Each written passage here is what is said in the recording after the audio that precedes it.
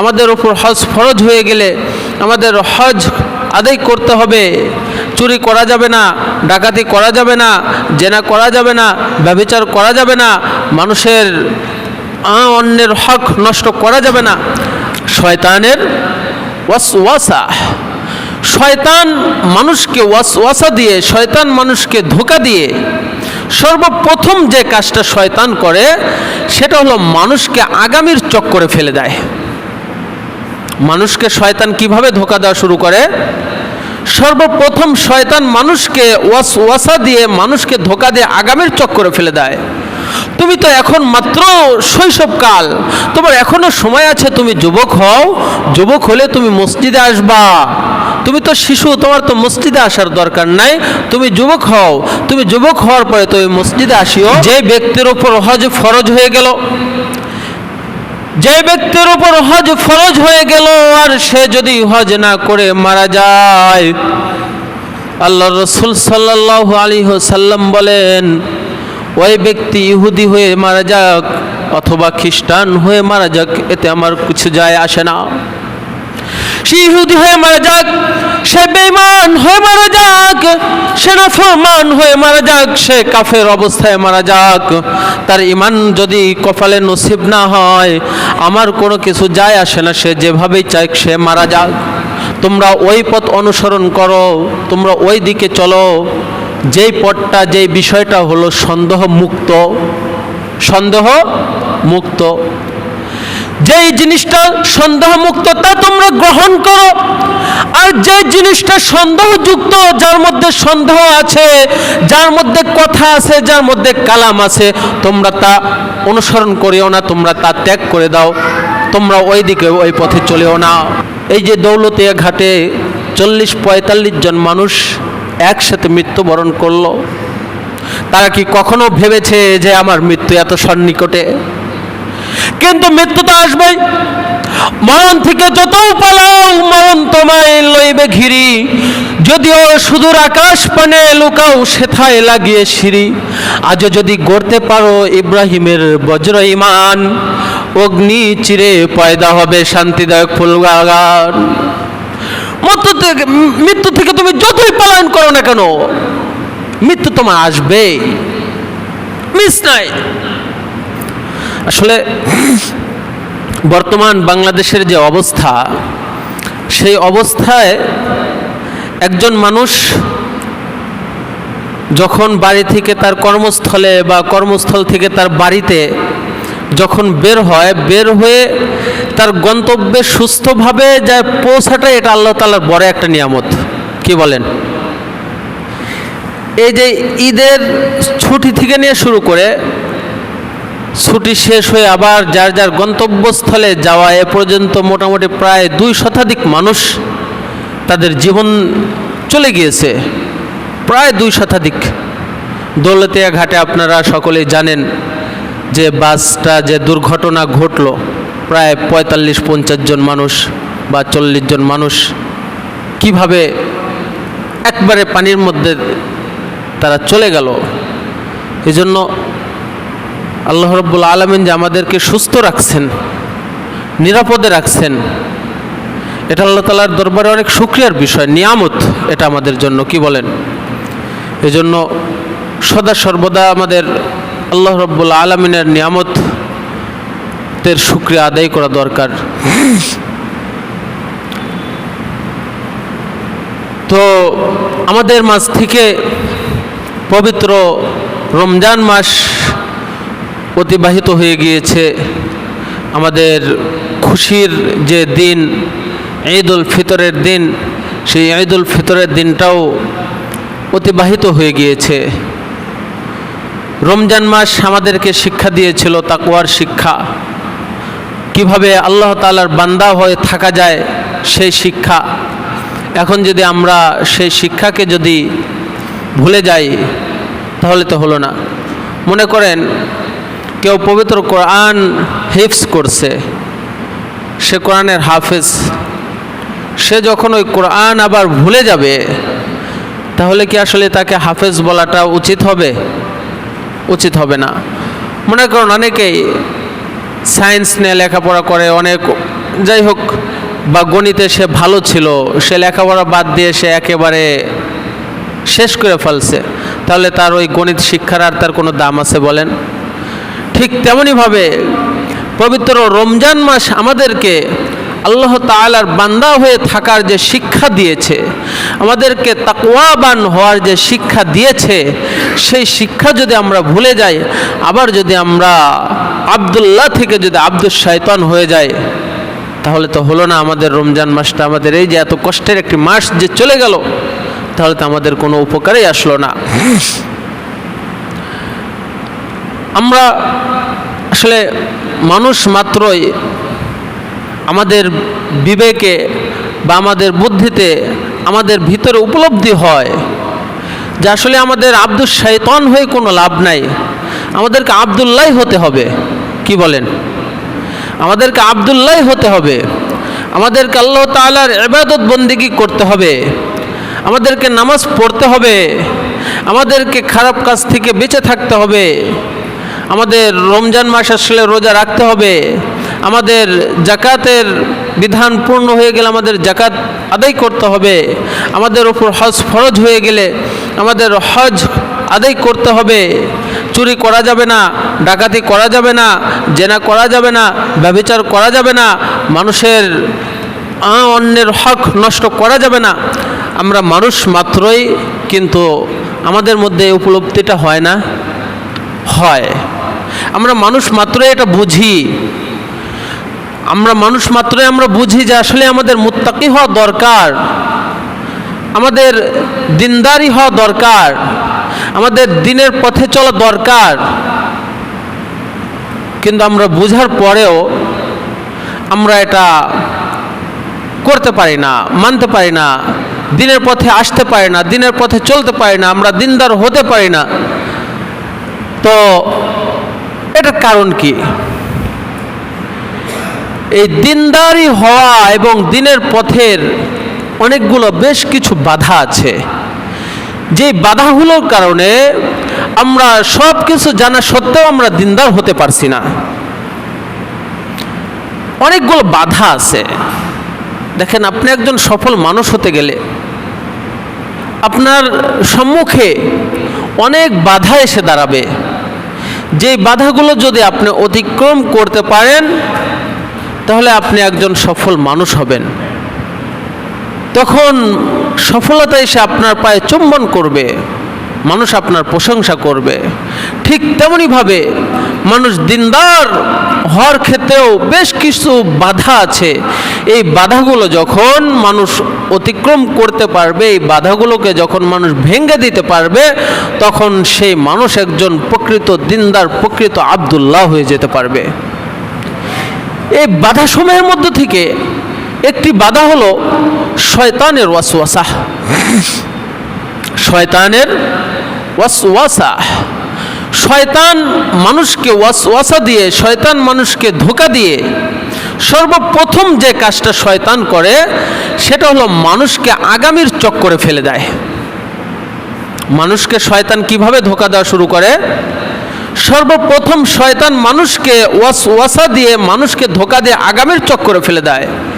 তুমি তো এখন মাত্র শৈশবকাল, তোমার এখনো সময় আছে, তুমি যুবক হও, যুবক হলে তুমি মসজিদে আসবা।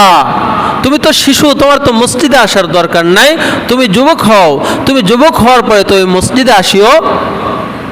এই যে কি সুন্দরভাবে বুঝাচ্ছে শয়তান যে তুমি তো মাত্র যুবক, তোমার এখনই কি তোমার মুখে দাঁড়িয়ে রাখতে হবে? তুমি যদি মুখে দাঁড়িয়ে রাখো, তোমার তো বিয়েই হবে না। তোমার এখনো বয়স পড়ে আছে, তুমি যখন মুরব্বী হবে, যখন তোমার বয়স হবে, তখন তুমি মুখে দাঁড়িয়ে রাখিও। তুমি তো এখনো যুবক, তোমার এখনই নামাজ পড়ার দরকার নাই। তুমি যখন আরো বয়স ভারী হবে, তখন তুমি নামাজ পড়বা। তোমার তো এখনই হজ করার তোমার দরকার নাই, তুমি আরো সম্পদশালী হও, ওই হজের টাকা দিয়ে তুমি ব্যবসা বাণিজ্য করো, তোমার আরো তোমার অ্যাকাউন্টে টাকা পয়সা জমা হোক, তারপর তুমি হজ করিও। তোমার তো এখন অনেক টাকা পয়সা নাই, তুমি যদি এখন তোমার মাত্র 2 লক্ষ টাকার মালিক, তুমি যদি 2 লক্ষ টাকা থেকে তুমি যদি 5,000 টাকা তুমি যদি জাকাত দিয়ে দাও, তোমার তো বড় একটা অঙ্ক টাকা নষ্ট হয়ে গেল। তুমি জাকাত দিবা না কেন? তুমি দিবা, কিন্তু তোমার আরো বয়স হোক, তোমার আরো এই 2 লক্ষ টাকা থেকে তোমার আরো টাকা হোক, তখন তুমি জাকাত দিও। এই যে ভালো বুদ্ধি না, যে আসলেই তো ভালো, যে আসলে তো আমার এখনো টাকা পয়সা এত নাই, আমার টাকা পয়সা আরো হোক, আসলে তো আমি যুবক, আমার মৃত্যুর কত দেরি, আমার বয়স কেবলমাত্র 20, কেবলমাত্র 25, আমার বয়স 60 হবে, 50 হবে, তারপরে মসজিদে যা পড়ে থাকবো। কি বলেন? শয়তান এইভাবে আমাদেরকে কি করে? ধোঁকা দিয়ে আগামীর চক্করে ফেলে রাখে। বিশেষ করে শয়তান সবচাইতে এই বেশি ধোঁকা দেয়, আগামীর চক্করে ফেলে রাখে। সবচাইতে যে বেশি ধোঁকাটা দেয় সেটা হল হজের ক্ষেত্রে। যে হুজুর খালি হজ হজ করেন, আমাদের উপর তো হজ ফরজ হয় নাই, অনেকের উপর হজ ফরজ হয়ে গেছে, আপনারা আদায় করতেছেন না, হজ করতেছেন না। হজের ক্ষেত্রে শয়তান সবচাইতে বেশি ধোঁকা দেয় মানুষকে, যে তোমার তো এখনো যুবক আছো, তুমি এখনো হজ করলে এসে হাজি সাহেব হয়ে যাইবা, তুমি তো বাড়িতে এসে আর অন্যায় কাজ করতে পারবা না, তাহলে তুমি এখনো হজ করো না, তুমি ওই টাকা পয়সা দিয়ে আরও টাকা পয়সা ইনকাম করো, পরে তুমি হজ করিও। কিন্তু আল্লাহ রসুল সাল্লাল্লাহু আলাইহি ওয়াসাল্লাম বলেন, আমি গত জুমায় বা আগের জুমায়ও বলেছিলাম, হাদিসটা আবার শোনেন। আল্লাহ রসুল সাল্লাল্লাহু আলাইহি ওয়াসাল্লাম বলেন, মান মাতা ওয়া লাম ইয়াহুজ্জা ওয়া আলাইহিল হজ্জ ফালইয়ামুত ইন শাআ ইয়াহুদিয়ান আও ইন শাআ নাসরানিয়ান। যে ব্যক্তির উপর হজ ফরজ হয়ে গেল, যে ব্যক্তির উপর হজ ফরজ হয়ে গেল আর সে যদি হজ না করে মারা যায়, আল্লাহ রসুল সাল্লাল্লাহু আলাইহি ওয়াসাল্লাম বলেন, ওই ব্যক্তি ইহুদি হয়ে মারা যাক অথবা খ্রিস্টান হয়ে মারা যাক, এতে আমার কিছু যায় আসে না। সে ইহুদি হয়ে মারা যাক, সে বেঈমান হয়ে মারা যাক, সে নাফরমান হয়ে মারা যাক, সে কাফের অবস্থায় মারা যাক, তার ঈমান যদি কপালে নসিব না হয়, আমার কোনো কিছু যায় আসে না, সে যেভাবেই চায় সে মারা যাক। কত ভয়ঙ্কর কথা!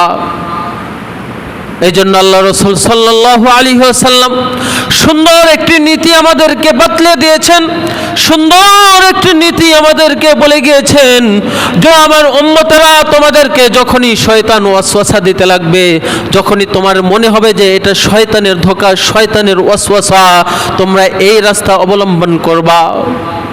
আল্লাহ রসুল সাল্লাল্লাহু আলাইহি ওয়াসাল্লাম বলেন, দামা ইউরিবুকা ইলা মা লা ইউরিবুক, দামা ইউরিবুকা ইলা মা লা ইউরিবুক। আল্লাহ রসুল সাল্লাল্লাহু আলাইহি ওয়াসাল্লাম বলেন, তোমরা ওই পথ অনুসরণ করো, তোমরা ওই দিকে চলো যেই পথটা, যেই বিষয়টা হলো সন্দেহ মুক্ত, সন্দেহ মুক্ত, যেই জিনিসটা সন্দেহ মুক্ত তা তোমরা গ্রহণ করো। আর যে জিনিসটা সন্দেহযুক্ত, যার মধ্যে সন্দেহ আছে, যার মধ্যে কথা আছে, যার মধ্যে কালাম আছে, তোমরা তা অনুসরণ করিও না, তোমরা তা ত্যাগ করে দাও, তোমরা ওই দিকে ওই পথে চলেও না। অনেক সময় দেখবেন হঠাৎ করে আপনি অফিসের বস, আপনি অফিসের বড় ছাড়, দেখবেন হঠাৎ করে আপনার বাসায় একজন বিশাল একটি ইলিশ মাছ নিয়ে হাজির হয়ে গিয়েছে। দেখবেন হঠাৎ করে আপনার বাসায় মিষ্টি নিয়ে উপস্থিত হয়ে গিয়েছে, হঠাৎ দেখবেন আপনার বাসায় অনেক ফল ফ্রুট নিয়ে হাজির হয়ে গিয়েছে।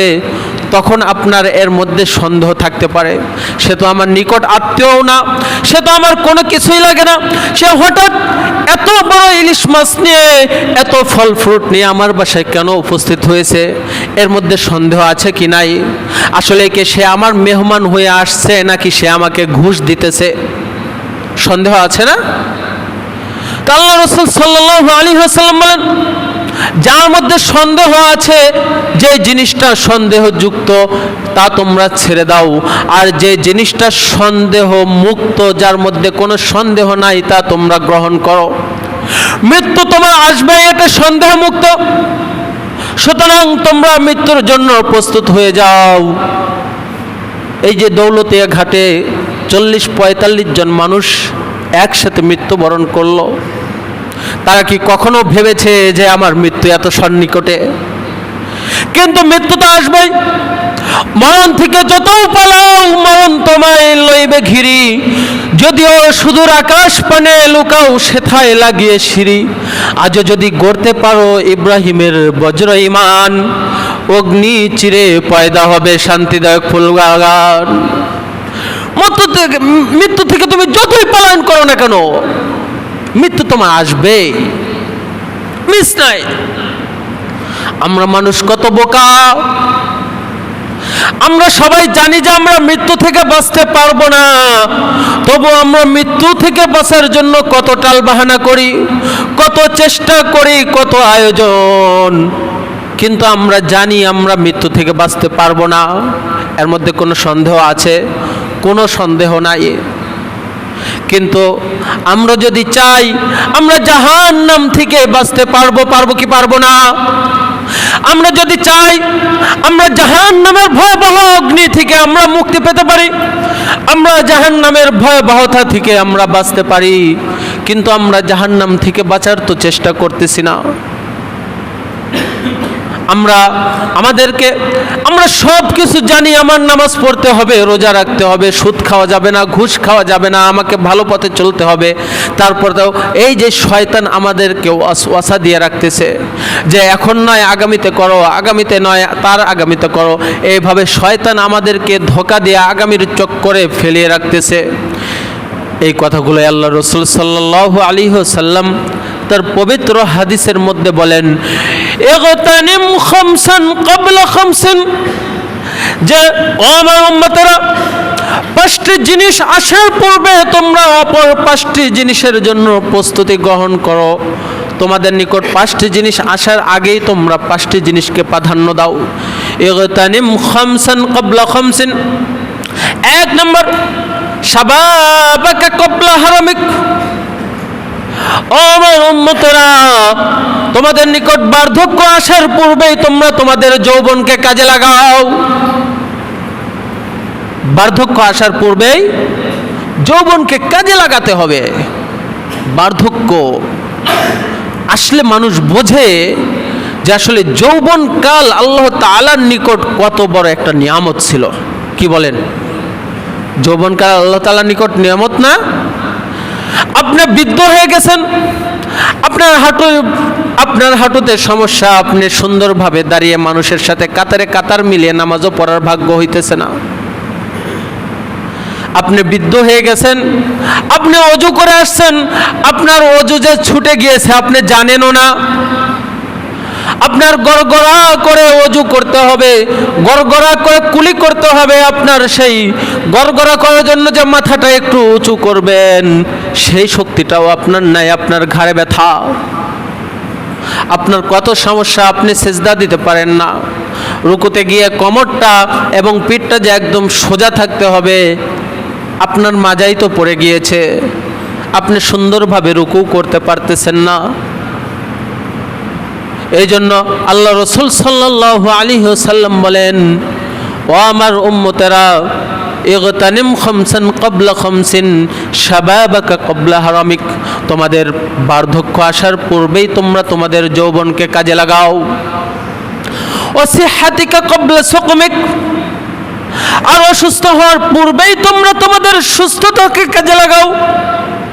মানুষ যখন অসুস্থ হয়ে যায় তখন তার বুঝে আসে তার সুস্থ শরীরটা তার জন্য কত বড় নিয়ামত ছিল। ঠিক না কথা ভাই? অসুস্থ হলে বোঝা যায় না?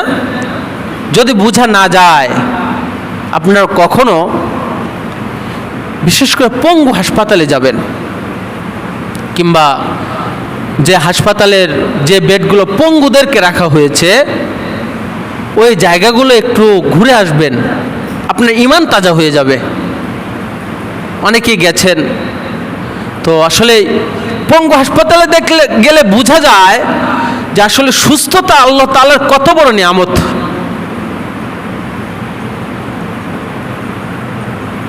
মুসা আলাইহিস সালামের একটি ঘটনা, যদিও ঘটনার মধ্যে কুল কালাম আছে, কথা আছে, কিন্তু ঘটনাটা এমন, মুসা আলাইহিস সালাম আল্লাহ তাআলার সাথে রসিকতা করত, আল্লাহ তাআলার সাথে কথাবার্তা বলতো।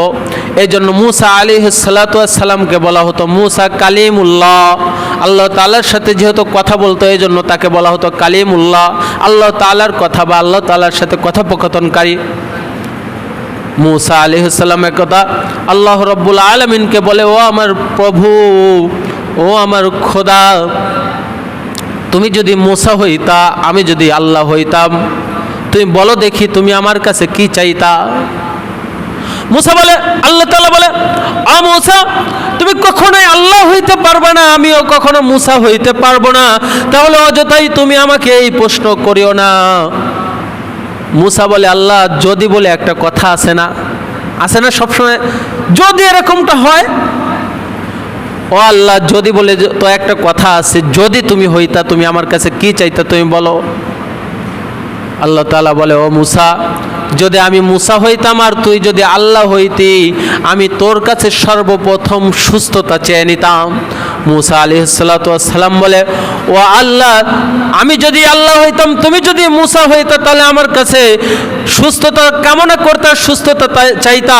এখন যেহেতু তুমি প্রভু, তুমি আল্লাহ, আমি মূসা, আমি তোমার কাছে সুস্থতা কামনা করছি, সুস্থতা চাইতেছি, তুমি আমাকে সদা সর্বদা সুস্থ রাখিও।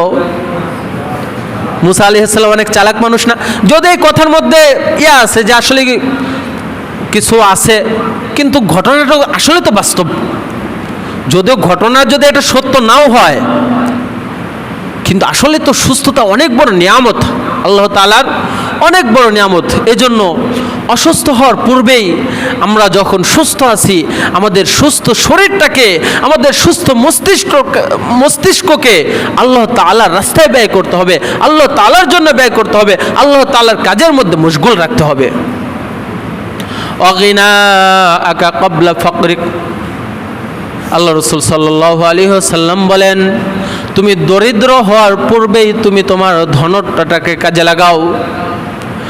তুমি এখন ধনী আছো, তোমার অর্থ সম্পদ আছে, তুমি তোমার অর্থ সম্পদকে তুমি আল্লাহ তাআলার রাস্তায় ব্যয় করো, আল্লাহ তাআলার জন্য খরচ করো। আমরা অনেকে মনে করি আমার তো এখন অনেক টাকা পয়সা নাই, যখন আমার আরও টাকা পয়সা হয়ে যাবে, আমি যখন আরও সম্পদের মালিক হয়ে যাব, তখন আমরা আল্লাহ তাআলার রাস্তায় ব্যয় করব। যদি এই ধারণা আমার মধ্যে যখনই এসে যাবে, তখনই আমার বুঝতে হবে যে শয়তান আমাকে ধোঁকা দিচ্ছে। কথা বলুন ঠিক কি না? কারণ আগামীতে আমি বাঁচতে পারবো গ্যারান্টি নাই, আগামীতে আমি দান করতে পারবো গ্যারান্টি নাই, আগামীতে আমার ধন সম্পদ আরও বেড়ে যাবে এর কোনো গ্যারান্টি নাই। বরং যার মধ্যে সন্দেহ আছে তা ছেড়ে দিতে হবে, কারণ আমার এখন আছে, আমার এখনই করতে হবে। এই জন্য আমি আল্লাহ রাসূল সাল্লাল্লাহু আলাইহি ওয়াসাল্লাম বলেন, অগিনাআকা ক্বাবলা ফাকরিক, তোমার দরিদ্রতা আসার পূর্বেই তুমি তোমার ধনটাকে কাজে লাগাও। আফারাগাকা ক্বাবলা শুগলিক, ব্যস্ততা আসার পূর্বেই তোমার অবসর সময়কে কাজে লাগাও। ব্যস্ততা আসার পূর্বেই তোমার অবসর সময়কে কাজে লাগাও। সময়ের অনেক দাম, টাইম অ্যান্ড টায়ার্ড ওয়েট ফর নান। সময় এবং নদীর স্রোত কারোর জন্য অপেক্ষা করে না, করে নাকি? আপনার এখন সময় আছে, একটু পরে সময় নাও থাকতে পারে। আমার কথাই বলি, ছাত্র জীবনে ঘোরাফেরা করার অনেক সুযোগ ছিল, এই কক্সবাজার যাওয়ার, এই সিলেট যাওয়ার, বিভিন্ন জায়গায় ভ্রমণ করার সময় ছিল। তখন অর্থ ছিল না, অর্থ ছিল না। আল্লাহ তাআলা এখন যাই হোক অর্থ কামাই করার একটা ব্যবস্থা করছে, অর্থ কামাই করি, এখন চাইলেই টাকা খরচ করে ভ্রমণ করতে পারি, কিন্তু সময় আছে বলেন? সময় নাই। এই জন্য আল্লাহ রাসূল সাল্লাল্লাহু আলাইহি ওয়াসাল্লাম বলেন, আফারাগাকা ক্বাবলা শুগলিক, তোমার ব্যস্ততা আসার পূর্বেই তুমি তোমার অবসর সময়টাকে কাজে লাগাও। তুমি যতটুকু সময় পেয়েছো ততটুকুই তুমি আল্লাহ আল্লাহ বলতে থাকো। তুমি যতটুকু সময় পেয়েছো ততটুকু সময় তুমি জিকির করো, ততটুকু সময় তুমি মসজিদে আসো, ততটুকু সময় তুমি নামাজ পড়ো, ততটুকু সময়ের মধ্যে তুমি তোমার দান সদকা, দান খয়রাত ইত্যাদি ইত্যাদি করো। কারণ সময় তোমার জন্য অপেক্ষা করবে না। তুমি এত ব্যস্ত হয়ে যাইবা, তখন তুমি আর কোনো আমল করতে পারবা না। এই জন্য ফারাগাকা ক্বাবলা শুগলিক, তোমার ব্যস্ততা আসার পূর্বেই তুমি তোমার অবসর সময়কে কাজে লাগাও। 5 নম্বর কথা আল্লাহ রাসূল সাল্লাল্লাহু আলাইহি ওয়াসাল্লাম বলেন, ওয়া হায়াতাকা ক্বাবলা মাউতিক, তোমার মৃত্যু আসার পূর্বেই তুমি তোমার জীবনটাকে কাজে লাগাও। এই একটা কথার মধ্যে কিন্তু সবগুলো এসে যায়, যে তোমার মৃত্যু তোমার নিকট আসার পূর্বেই তুমি তোমার জীবনটাকে কাজে লাগাও। এখন বলেন যে মৃত্যু যে কখন আসবে কোনো গ্যারান্টি? ওই যে বাস এসে প্রাইভেট কারে লাগা দিয়ে ড্রাইভার সহ 4 জন না 5 জন জায়গায় ডেট, কালকের ঘটনা না? ওনারা মনে হয় জেনেছিল যে আমার মৃত্যু এত সন্নিকটে। যদি জানতো তাহলে মনে হয় প্রাইভেট কারে যাইতো? যেত না। এজন্য ভাইয়েরা আমার, আমাদের মৃত্যু আসার পূর্বে আমার সদা সর্বদা প্রস্তুত থাকতে হবে যে আমি মনে হয় এখনই শেষ। আল্লাহ রসুল সাল্লাল্লাহু আলাইহি ওয়াসাল্লাম বলেন, কোন বান্দা যদি প্রতিদিন সর্বনিম্ন যদি 10 বার যদি মৃত্যুর কথা স্মরণ করতে পারে, বেশি না 10 বার যদি কোনো বান্দা, আমার কোনো উম্মত যদি প্রতিদিন 10 বার যদি মৃত্যুর কথা স্মরণ করে, আমি আল্লাহর রসুল ওই উম্মতের জন্য, ওই বান্দার জন্য জান্নাতের সুপারিশকার হয়ে যাব। সুবহানাল্লাহ। কিন্তু আমরা 10 বার তো দূর কি বাত হে, একবারও কখনো মৃত্যুর কথা স্মরণ করি বলেন? আমরা যদি একবারও যদি মৃত্যুর কথা স্মরণ করি, 10 বার করতে হবে না, প্রতিদিন যদি একবারও যদি মৃত্যুর কথা স্মরণ করি, আমার মনে হয় না আমি অন্যায় কাজ করতে পারবো। আপনাদের কি মনে হয়? আপনার যদি মৃত্যুর কথা স্মরণ হয় যে আমি মনে হয় এই এখনই চলে গেলাম, আপনারা এই অবৈধভাবে টাকা পয়সা ইনকামের, অবৈধ কাজকর্ম করার আপনার সুযোগ আসবে বলেন? কিন্তু আমরা তো মৃত্যুর কথা স্মরণ করি না। এজন্য মৃত্যুর কথা স্মরণ করতে হবে। আল্লাহ রাসূল সাল্লাল্লাহু আলাইহি ওয়াসাল্লাম বলেন, ইন্না ফি ইবনি আদম মুদগাতান ইযা সালুহাত সালুহা সাইরু জাসাদিহি ওয়া ইযা ফাসাদাত ফাসাদা সাইরু জাসাদিহি আলা ওয়া হিয়াল কলব। আল্লাহ রাসূল সাল্লাল্লাহু আলাইহি ওয়াসাল্লাম বলেন যে ইবনে আদমের মধ্যে, অর্থাৎ মানুষের মধ্যে একটি মাংসপিণ্ড আছে, একটি গোশতের টুকরা আছে। যদি ওই মাংসপিণ্ড, ওই গোশতের টুকরা যদি শুদ্ধ হয়ে যায়, সহি হয়ে যায়, সঠিক হয়ে যায়, সে যদি সঠিক হয়ে যায়, সে যদি সুস্থ হয়ে যায়, তাহলে তার ইযা সলুহাত সলুহা সাইরু জাসাদিহি, যদি সেই জিনিসটা, যদি সেই মাংসপিণ্ডটা যদি সহি হয়ে যায়, সঠিক হয়ে যায়, তাহলে তার সমস্ত শরীর সহি হয়ে যাবে। ওয়া ইযা ফাসাদাত ফাসাদা সাইরু জাসাদিহি, আর যদি মাংসপিণ্ডটা যদি নষ্ট হয়ে যায়, পচে যায়, গলে যায়, তাহলে তার সমস্ত শরীর নষ্ট হয়ে যাবে। আলা ওয়া হিয়াল কলব, আর সেই জিনিসটা হলো কলব, সেই জিনিসটা হলো অন্তর। যদি মানুষের অন্তর যদি সঠিক হয়ে যায়, তাহলে তার সকল কাজকর্ম সঠিক হয়ে যাবে। কথা বলুন ঠিক কি না? আর যদি কোনো মানুষের যদি অন্তরটা যদি একবার যদি নষ্ট হয়ে যায়, অন্তরটা যদি পচে যায়, তার সকল কাজকর্ম সব কিছু পচে যাবে, সব কিছু নষ্ট হয়ে যাবে। কথা বলুন ঠিক কি না? এই জন্য প্রিয় ভাইয়েরা আমার, আমাদের অন্তরটাকে ঠিক করতে হবে, আমার অন্তরকে আগে বুঝাইতে হবে। আমার মন, তুমি এই দুনিয়াতে এসছো, আল্লাহ রাসূল সাল্লাল্লাহু আলাইহি ওয়াসাল্লাম বলেন, তোমরা দুনিয়াতে এমনইভাবে বসবাস করো যেমন কোনো মুসাফির বা পথিক বসবাস করে। কোনো মুসাফির যখন কোথাও সফর করতে আসে, সে কিন্তু অনেক সাজ সরঞ্জাম করে আসে না, অনেক ব্যবস্থা করে না, সে আসে। কোনো পথিক রাস্তায় পথ চলার সময় অনেক জায়গায় বিশ্রাম নেয়। সে বিশ্রাম নেওয়ার সময় সে এইভাবে ওখানে বসে না যে আমি এখানে সারা জীবন থেকে যাব, ওইভাবে বসে বলেন কোনো পথিক? সে জানে আমার গন্তব্য এখানে নয়, আমার গন্তব্য এখান থেকে যেতে হবে আমাকে ঢাকায়। আমি ইতিমধ্যে যে আমি সিরাজগঞ্জে যে বাস স্টপিক দিয়েছে, বাস যে থামিয়েছে, এইখানে আমার স্থায়ী জায়গা নয়, বরং এইখানে আমার যতটুকু নয় ততটুকুই আমার করতে হবে। একটু পরে বাস ছেড়ে দিলে আমি আর বাস পাবো না, আমার চলে যেতে হবে ঢাকায়।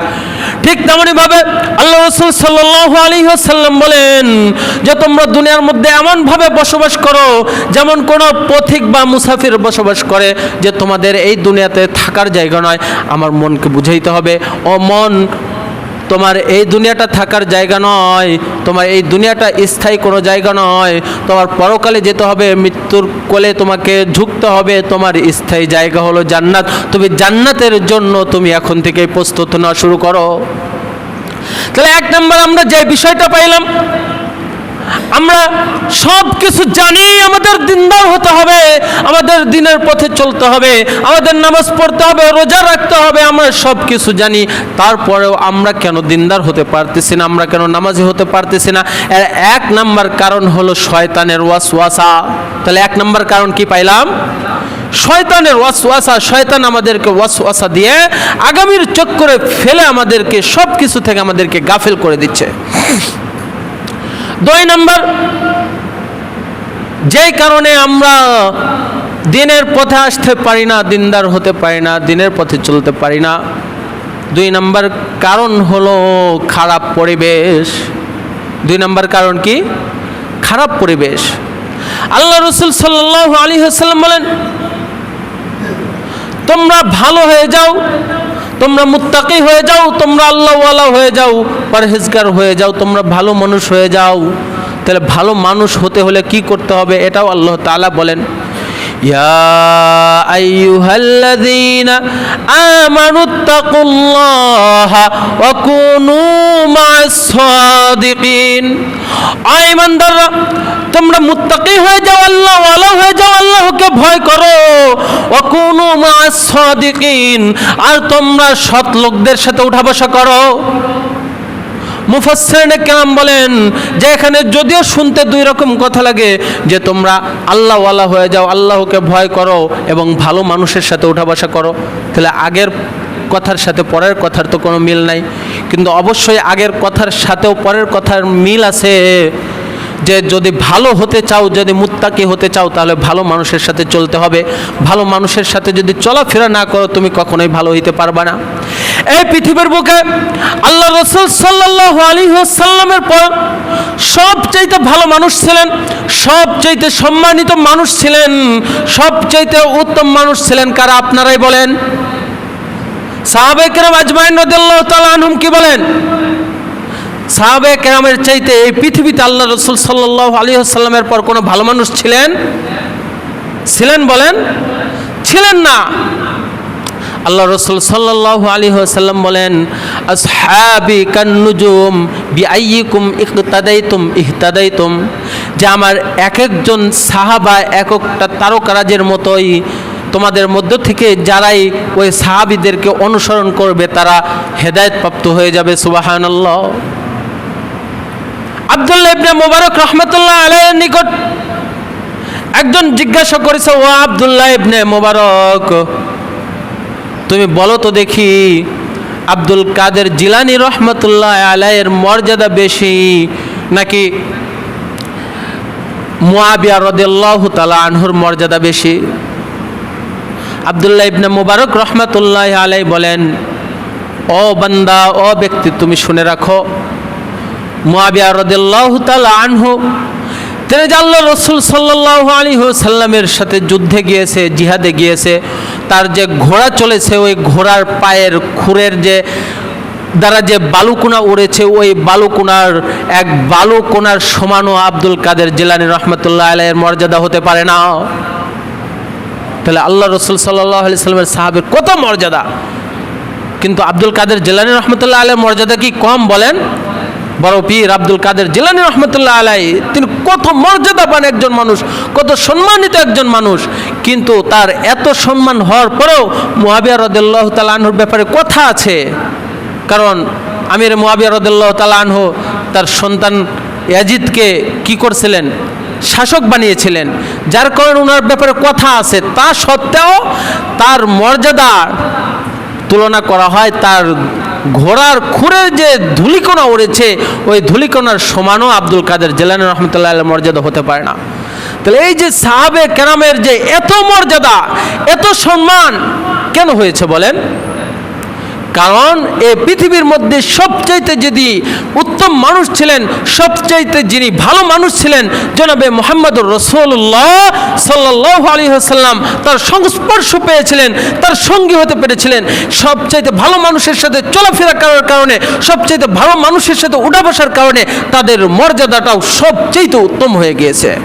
আল্লাহ রাব্বুল আলামিন বলেন রাদিয়াল্লাহু আনহুম ওয়া রাদু আন, যে তারাও আল্লাহ তাআলার প্রতি সন্তুষ্ট হয়েছে এবং আল্লাহ রাব্বুল আলামিনও সাহাবীদের প্রতি সন্তুষ্ট হয়ে গিয়েছে। সুবহানাল্লাহ।